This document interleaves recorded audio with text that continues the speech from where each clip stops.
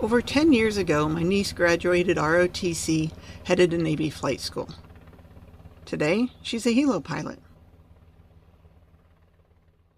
I didn't plan on breaking barriers. I just wanted to do what I wanted.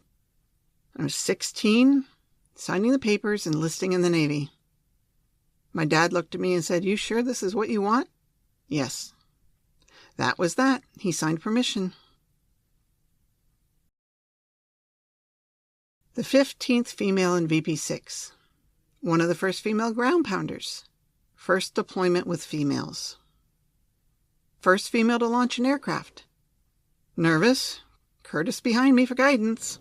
Tugging at my safety vest, yanking me to move. Backwards. Faster. I saluted the pilot, releasing him to taxiing and takeoff. I did it.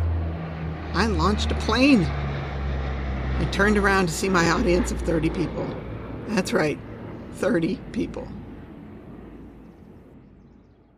In Hawaii, our hangar had multiple squadrons. Many shops would send newbies around looking for things that didn't exist. 10 feet of flight line, bucket of pneumatic fluid, pad-eye cleaner, propwash.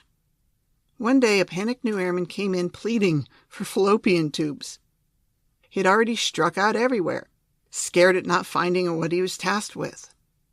I went with him to his shop. Going ahead, he announced, "I found some." I walked in, said I had a pair, but they didn't come out. They forgot that one wouldn't work anymore with female ground pounders. Heading out on the flight line, going plane maintenance with a shipmate.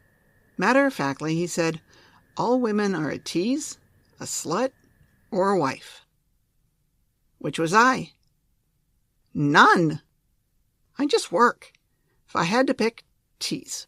Because there's no way I was the others. He said, "Oh, okay." And that was that. Asked and answered. One day I was told I was going TAD. Again? Why me? The airframes leading petty officer said, "I don't want women in my shop." Off I went. I'm going to do what I want.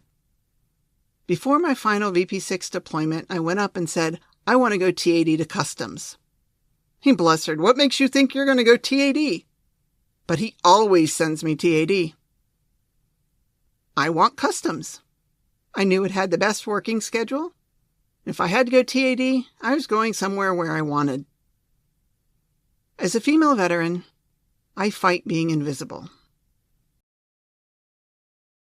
But just yesterday, an electrician at our house thanked my husband for his service.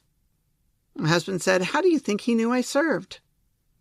I said the electrician probably saw my retirement shadow box on the wall.